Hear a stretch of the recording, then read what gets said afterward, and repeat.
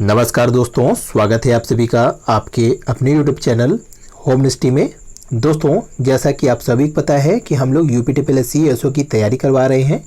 जिसमें आपका जो कॉमर्स वाला सब्जेक्ट है उसको हम लोग साथ में लेके चल रहे हैं और साथ ही हम स्टैटिक्स का जो आपका कंपलसरी वाला पार्ट है उसको भी हम लोग अब साथ में लेके चल रहे हैं। तो दोनों विषय की वीडियो आपको हमारे चैनल की प्लेलिस्ट में मिल जाएगी, आप वहां जाके दोस्तों देख सकते हैं या ऊपर इस आई बटन पे क्लिक करके भी आप वीडियो पे जा सकते हैं दोस्तों।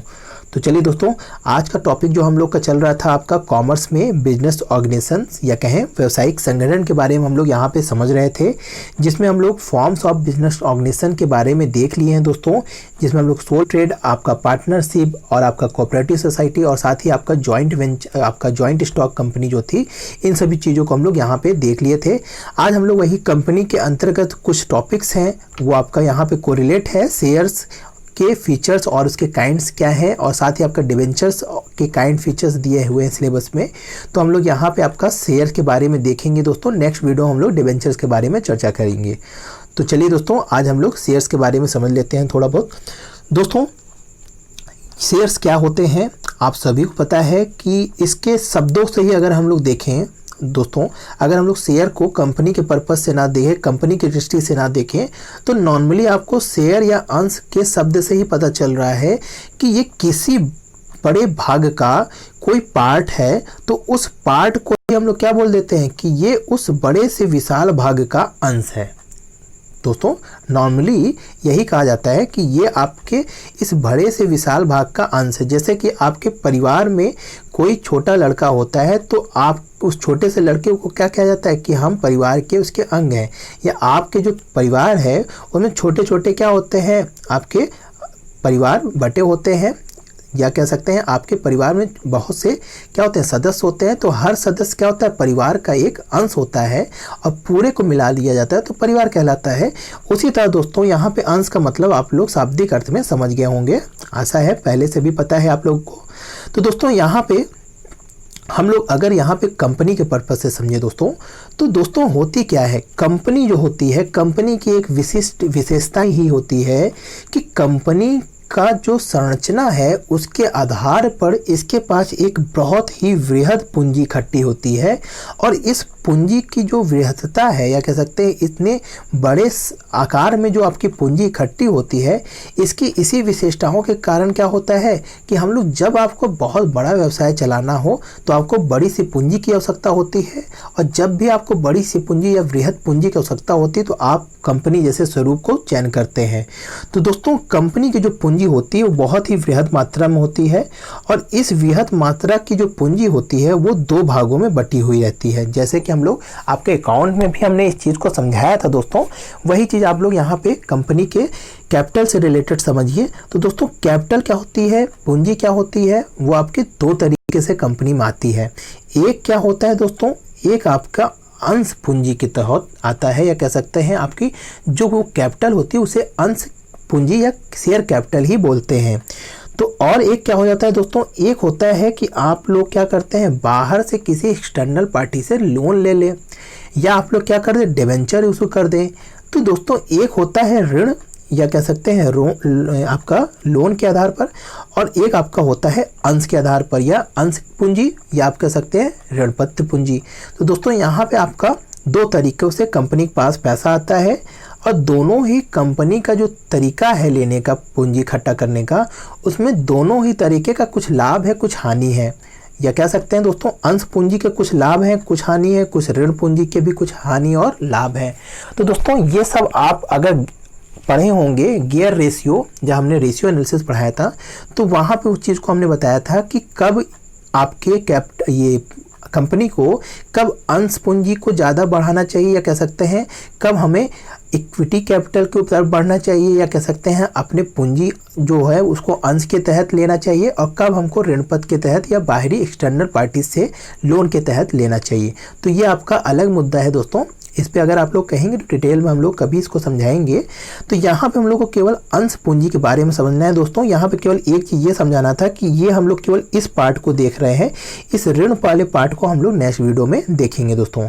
तो दोस्तों, अभी आपको ये चीज़ पता चल गया कि पूंजी जो कंपनी की है वो दो तरीकों में बटी हुई है, एक आपका अंश पूंजी में बटी है, एक आपकी ऋण पूंजी में बटी हुई है। पर दोनों ही तरीका क्या होता है, कंपनी के लिए जरूरी होता है। ऐसा नहीं कि कंपनी, कोई भी कंपनी अंश पूंजी से ही क्या कर ले, अपना व्यवसाय चला सकती है। अब दोस्तों बात ये आती है कि जो आपका अंश पूंजी है, ये अंश पूंजी ही क्या होता है, ये छोटे छोटे हिस्सों में क्या होता है, बटा होता है। जैसे कि ये फिगर में ही देखिए आप लोग कि ये जो आपका बड़ा सा है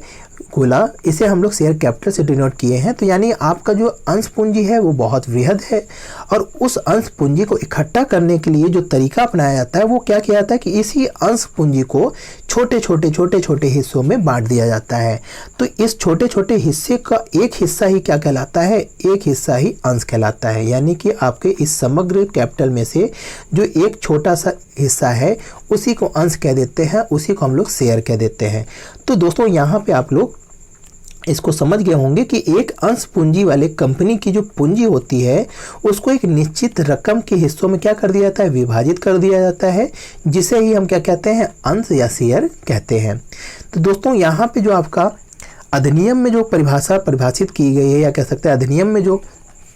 अंश के बारे में उल्लिखित किया गया है वो बहुत ही अटपटा सा है, जहाँ पे क्लियरिटी नहीं है। केवल वहाँ पे ये चीज़ बताया गया है कि शेयर आपका 2013 का जो अमेंडमेंट हुआ है उसमें 284 में दिया गया, और आपका जो 1956 में था उसमें आपका 2 की उपधारा 46 में डिनोट किया गया था, बताया गया था। तो यहाँ पे आपका 284 में बताया गया है दोस्तों कि शेयर से आशय किसी कंपनी की शेयर पूंजी में कोई शेयर अभिप्रेत है। मतलब कि जो आपका जो अंश पूंजी या शेयर कैपिटल है उसी का जो एक शेयर है या उसी इस शेयर को अभिप्रेत करता है वही क्या कहलाता है, आपका अंश कहलाता है। इसके अंतर्गत स्टॉक को भी शामिल किया जाता है। अब ये स्टॉक क्या होता है इसको भी हम लोग अभी देखेंगे दोस्तों। तो ये आपके क्या किया गया है, अधिनियम में उल्लेखित करके समझाया गया है कि शेयर वास्तव में क्या है।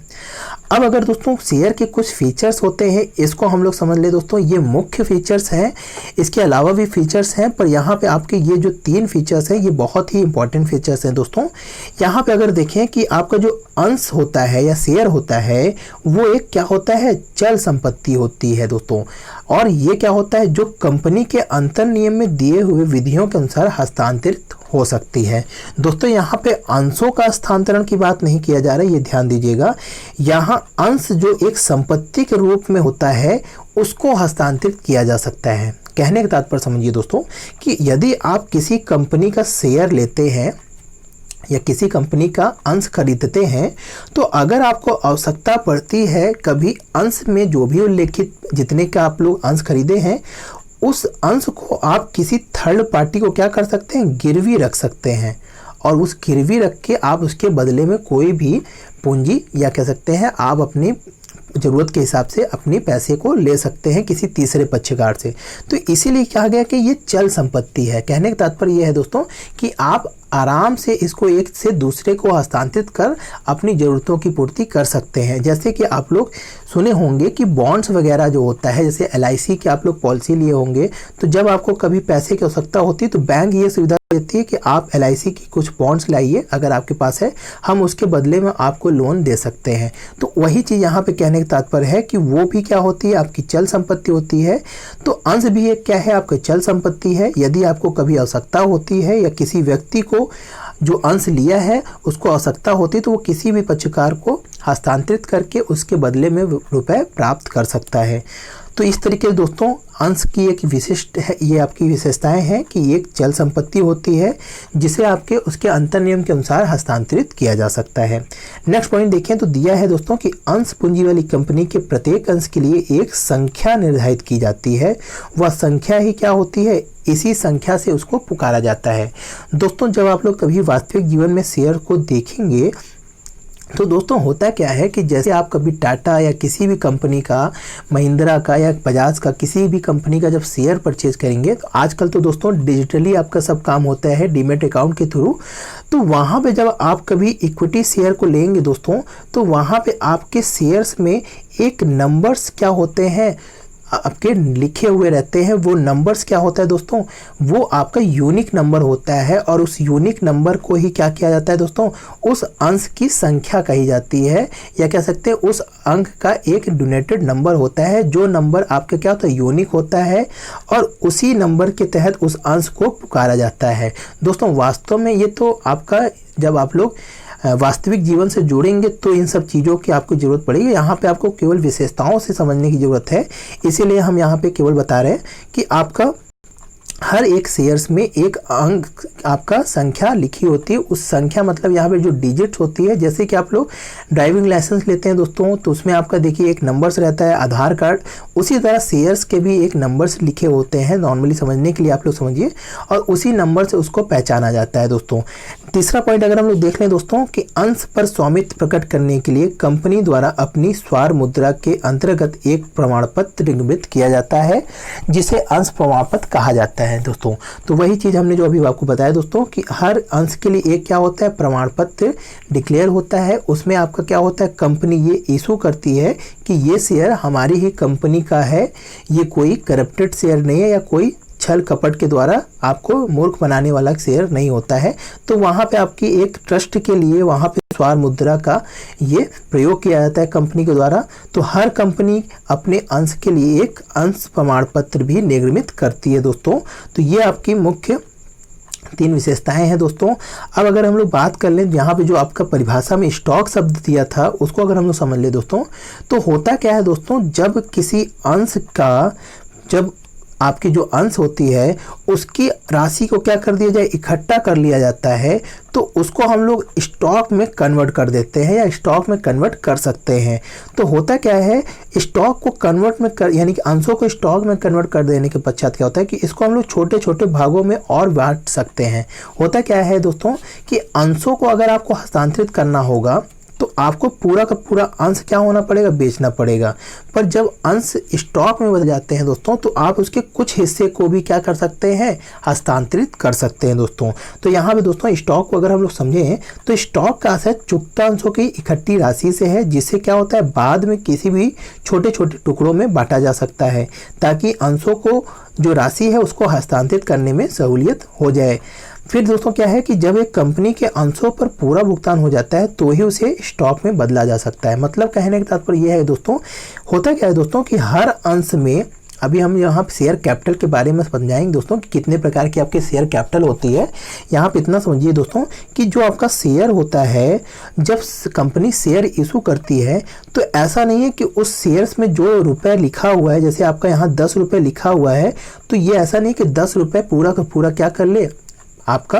मांग ही लेती है या कॉल अप कर लेती है। होता क्या है कि 10 में से क्या होता है, 8 रुपये क्या कर लेती है कंपनी, ले लेती है, 2 रुपये अभी रहती है कि बाद में हम जब जरूरत होगी तब लेंगे। तो दोस्तों जितना आपका ले लेती है और जितना शेष रहता है, तो यहाँ पे जो स्टॉक होता है दोस्तों, जब तक आपका जो भी अंश है, अगर जब तक उस अंश की पूरी राशि नहीं ले ली जाती, यानी 10 में से 10 रुपये नहीं ले ली जाती है, तब तक उस अंश को हम लोग स्टॉक में कन्वर्ट नहीं कर सकते। यही चीज़ यहाँ पे कहने का तात्पर्य दोस्तों कि जो आपका जो पेड अप कैपिटल है वो फुल्ली पेड अप होना चाहिए, मतलब कि पूर्ण दत्त अंश होना चाहिए, तभी वो क्या होता है, अंश से स्टॉक में बदलता है दोस्तों। अब अगर दोस्तों यहाँ पे बात कर ले हम लोग अंशों के प्रकार या काइंड्स ऑफ शेयर, तो दोस्तों आप सभी को पता है कि अब मुख्य रूप से 2 प्रकार के शेयर्स आपकी कंपनी इशू कर सकती है। जो आपका पहला है आपका प्रेफरेंस शेयर, जिसे हम लोग पूर्वाधिकार अंश भी बोलते हैं, और एक आपका होता है इक्विटी शेयर। अब ये क्या होते हैं दोस्तों, इनको भी समझ लेते हैं दोस्तों। यहाँ पे इसको समझने से पहले अगर चीज़ देखें दोस्तों कि आपका पूर्वाधिकार अंश को भी हम लोग निम्न रूपों में बांटे हुए हैं, जैसे आपका क्युमुलेटिव, नॉन क्युमुलेटिव आपका शेयर्स, फिर आपका क्युमुलेटिव शेयर्स, फिर कन्वर्टेबल, नॉन कन्वर्टेबल और रिडीमेबल। तो अब अगर हम लोग दोस्तों यहाँ पे पहले प्रेफरेंस शेयर की बात कर लेते हैं, फिर इक्विटी शेयर को हम लोग यहाँ पे देखेंगे। तो दोस्तों आपका जो प्रेफरेंस शेयर होता है,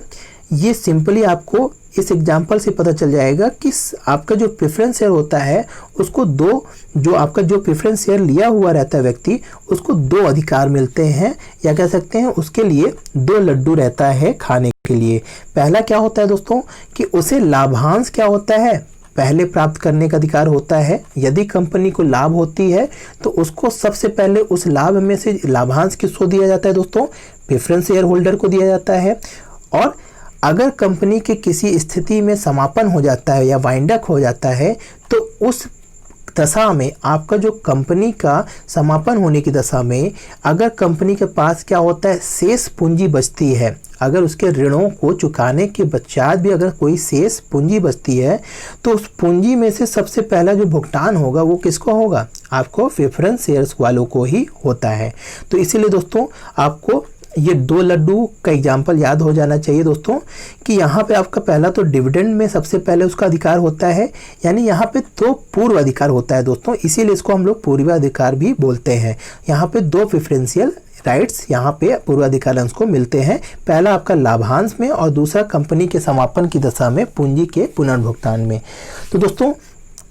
ये आपका क्या होता है दोस्तों, 2 तरीकों में या कह सकते हैं 2 अधिकारों के कारण ही यहाँ पे इसको पूर्वाधिकार अंश बोलते हैं। अब अगर हम लोग दोस्तों इसके जो प्रकार है उसको अगर समझ लें, तो दोस्तों होता क्या है कि कुछ पूर्वाधिकार क्या होते हैं दोस्तों, उसको नॉन क्युमुलेटिव या कह सकते हैं आपका, जिसका आपका क्या होता है दोस्तों, संचय नहीं होता है, या कह सकते हैं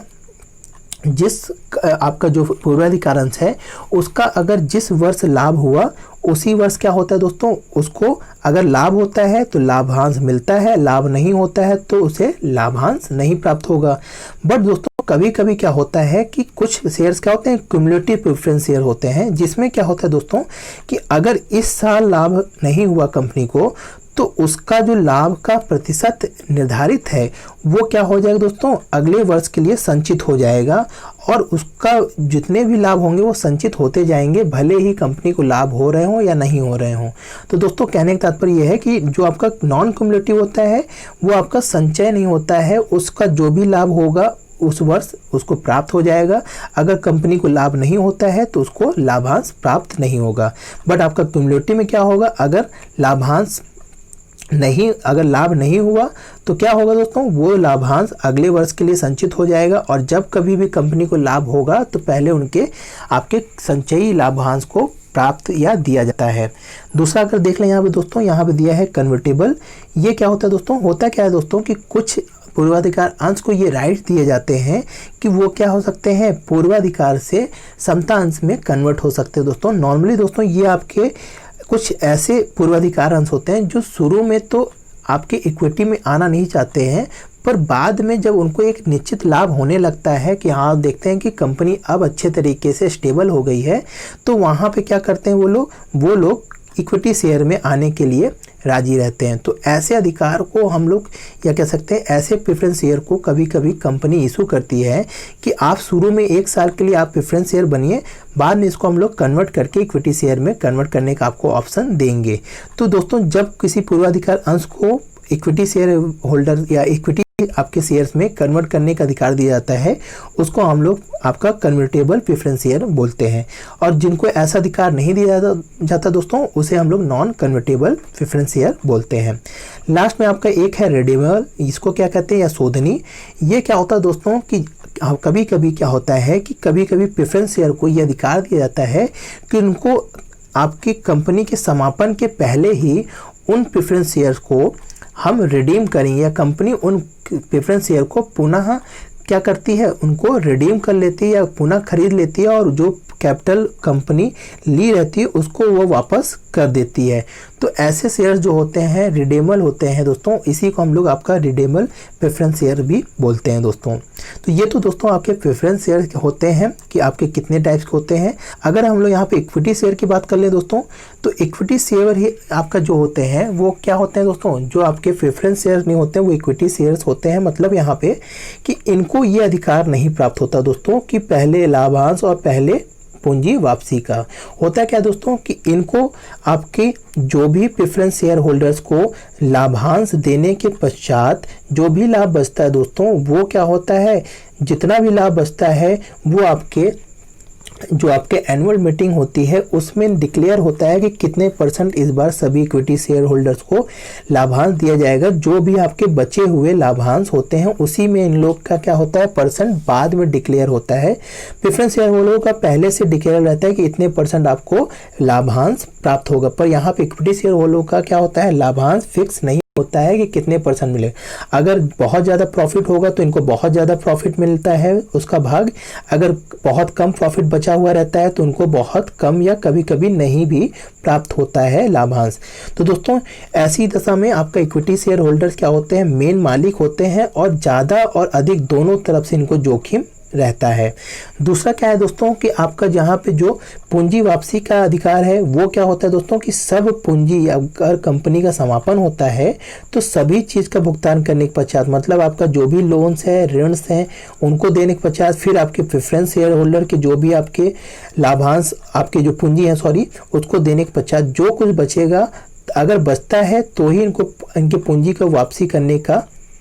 होता है, अगर नहीं बचता है तो इनको कोई भी पूंजी वापसी नहीं होती है दोस्तों। तो ये आपके इक्विटी शेयर्स होते हैं दोस्तों। तो ये तो दोस्तों आपके शेयर्स के प्रकार हो गए, पर यहाँ पे दोस्तों यहाँ पे शेयर कैपिटल चीज़ अलग है और शेयर आपकी अलग है। जैसे कि हमने शुरू में आपको बताया था कि यहाँ पे आपका जो शेयर है वो अलग चीज़ है और आपका शेयर कैपिटल अलग चीज़ है। ये जो आपका पूरा शेयर है वो आपका शेयर कैपिटल अलग है और यहाँ पे जो शेयर्स है वो चीज़ अलग है। तो यहाँ पे दोस्तों शेयर्स कैपिटल के बारे में अगर थोड़ी सी बात कर लें दोस्तों, तो होता क्या है दोस्तों कि प्रत्येक कंपनी को अपना एक अंश पूंजी अलग अलग वर्गों में विभाजित करना होता है, या विभाजित कहने के तात्पर्य समझिए कि होता क्या है कि जब कंपनी शुरू में रजिस्टर्ड होती है तो उसको सबसे पहले अपने ऑथराइज कैपिटल को डिक्लेयर करना पड़ता है, या कह सकते हैं आपके जो पार्षद सीमा नियम होते हैं या आप मेमोरेंडम ऑफ कहते हैं, तो उसमें आपका क्या होता है कि दोस्तों वहाँ पे आपको क्लॉज में जो होता है उसमें आपको एक कैपिटल क्लॉज रहता है, उसमें आपको अपनी ऑथराइज कैपिटल को डिक्लेयर करना पड़ता है कि आपकी कुल अधिकृत पूंजी कितनी होगी, या आप कह सकते हैं कि आपके कंपनी के जीवन काल में कुल कितनी पूंजी को निर्मित कर सकती है एक कंपनी, तो उसी को हम लोग ऑथराइज कैपिटल बोलते हैं। और यही आपका पार्षद सीमा नियम में क्या होता है, दर्ज किया जाता है। इस आपके ऑथराइज कैपिटल में आपका परिवर्तन नहीं होता है दोस्तों, और परिवर्तन के लिए यहाँ पे आपको बहुत ही कड़े आपके नियमों को पालन करना पड़ता है, और साथ ही आपको यहाँ पे साधारण प्रस्ताव से इसके अधिकृत पूंजी को नहीं बदल सकते हैं, इसके लिए आपको विशेष प्रस्ताव पारित करना पड़ता है कंपनी में। तो दोस्तों ऐसी पूंजी जो आपके क्या होते हैं, कंपनी की अधिकृत पूंजी होती है, या कह सकते हैं ऐसी पूंजी जो कंपनी इस पूंजी से ज़्यादा निर्मित नहीं कर सकती, उस कैपिटल को हम लोग ऑथराइज कैपिटल या आपका अधिकृत पूंजी कहते हैं। अब दोस्तों होता क्या है कि ऑथराइज कैपिटल का कुछ हिस्सा या कह सकते हैं कुछ हिस्सा क्या किया जाता है, कंपनी शेयर्स के रूप में या कह सकते हैं जनता से प्राप्त करने के लिए क्या करती है, इशू करती है, या कह सकते हैं आप निर्मित करती है कि आप ऑथराइज कैपिटल का,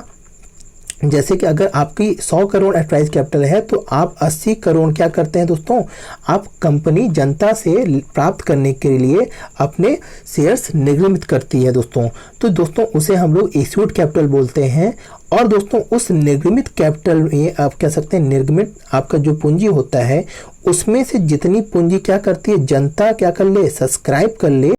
उसको हम लोग क्या बोलते हैं, सब्सक्राइब। मतलब दोस्तों यहाँ पे जो चीज़ ऐसी है जो वो क्या कर ले, प्रार्थित कर ले, या कह सकते हैं उस पूंजी को कंपनी जनता लेने के लिए स्वीकार कर लेती है, उसी को हम लोग सब्सक्राइब कैपिटल बोलते हैं दोस्तों। तो दोस्तों सब्सक्राइब से याद आया कि चैनल को दोस्तों अगर आप सब्सक्राइब नहीं किए हैं तो सब्सक्राइब कर लीजिए दोस्तों। अगर दोस्तों सब्सक्राइब कैपिटल के बाद अगर आप बात करें तो यहाँ पे दोस्तों आपका जो सब्सक्राइब कैपिटल होती है उसको जनता ने जितना आपका इशूड कैपिटल का ले लिया रहता है या आपका प्रार्थित कर ली जाती है उसे हम लोग सब्सक्राइब कैपिटल बोलते हैं। और कभी कभी दोस्तों होता क्या है कि जो कंपनी अपनी निर्गमित पूंजी इशू करती है उसमें से कुछ हिस्सा क्या होता है दोस्तों, कंपनी क्या करती है, जितना जनता ने क्या किया कि हमने इतना हिस्सा आपसे हमने प्रार्थित कर लिया है, तो जितना हिस्सा क्या होता है प्रार्थित कर लिया जाता है उसे हम लोग सब्सक्राइब करते हैं, और जितना हिस्सा नहीं लिया जाता है उसे हम लोग क्या बोल देते हैं, अनअलॉटेड कैपिटल बोलते हैं। और जितना यहाँ पे आपका इस आपके सब्सक्राइब कैपिटल में से ले लिया जाता है उसको हम लोग क्या बोलते हैं, अलॉटेड कैपिटल बोलते हैं, या कह सकते हैं याचित कैपिटल बोलते हैं। फिर आपका है कॉल्ड अप। तो कॉल्ड अप मतलब क्या होता है दोस्तों कि जब कभी दोस्तों जो शेयर्स आपके क्या होते हैं जनता द्वारा स्वीकार कर लिए जाते हैं उस शेयर्स में से जितना पूंजी आपके कंपनी लेने के लिए क्या करती है, मांगती है या याचित करती है, कॉल करती है उसको हम लोग कॉल अप कैपिटल बोलते हैं। और जो शेयर को कॉल नहीं किया जाता, जैसे कि आपका, जैसे हमने एग्जांपल दिया कि 10 में से 8 रुपये क्या किया जाए, कॉल किया जाए, और 2 रुपये कॉल ना किया जाए, तो 2 रुपये आपका क्या हो जाएगा, अनपेड अप कैपिटल होती है। और जो 8 रुपये कॉल्ड अप कर लिया जाता है उसे हम लोग आपकी याचित पूंजी या कॉल्ड अप कैपिटल बोलते हैं। अब दोस्तों इस 8 रुपये में जितना रुपए जनता द्वारा दे दिया जाता है, अगर पूरा दे दिया जाता है तो पूरा पेड अप कैपिटल कहलाता है। और अगर इसमें से आपका 6 ही रुपये दिया जाता है जनता द्वारा, तो उसे हम लोग पेड अप कैपिटल कहते हैं। यानी जितना आपका जनता द्वारा दे दिया जाता है कंपनी को, उसी को हम लोग पेड अप कैपिटल बोलते हैं। अंत में दोस्तों यहाँ पे आपका जो दिया है रिजर्व कैपिटल, वो क्या होता है दोस्तों, कि दोस्तों जैसे कि आपने भी देखा कि 10 रुपये में 8 रुपये क्या हुआ, आपके कंपनी द्वारा कॉल अप कर लिया गया था जनता द्वारा, और उसमें से आपका 6 रुपये दे दिया गया था। पर यहाँ पे 2 रुपये क्या था दोस्तों, इसको कंपनी ने आपकी मांगी नहीं है या कॉल अप नहीं की गई है। तो दोस्तों इस आपके 2 रुपये को जब कंपनी क्या कर दे, घोषणा कर दे कि इस 2 रुपये को हम लोग अब कंपनी के समापन के कार्य या आपके समापन के दौरान ही मांगेगी, तो इस 2 रुपये का जो कैपिटल होता है उसको हम लोग क्या बोल देते हैं, रिजर्व कैपिटल में ट्रांसफ़र कर देते हैं। या इस 2 रुपये को तभी कंपनी मांगेगी जब कंपनी का क्या होगा, समापन की स्थिति होगी। तो दोस्तों इस तरीके से आपके शेयर कैपिटल को बांटा गया है। आशा है चीज़ों को आप लोग समझ गए होंगे दोस्तों। तो दोस्तों आज हम लोग इस चीज़ को देख लिए दोस्तों कि आपके क्या होते हैं शेयर्स, कितने तरीके के आपके शेयर्स होते हैं, क्या होते हैं स्टॉक, और आपके शेयर कैपिटल कितने तरीके के होते हैं। तो आज ही ये सब चीज़ों को हम लोग यहाँ पे समझे दोस्तों। आशा है दोस्तों आपको चीज़ें समझ में आ गई होंगी। अगर दोस्तों वीडियो अच्छी लगी तो लाइक कर दीजिए दोस्तों, और चैनल पर नए हैं तो सब्सक्राइब कर लीजिए दोस्तों। तो दोस्तों आज के लिए इतना ही। जय हिंद, जय भारत।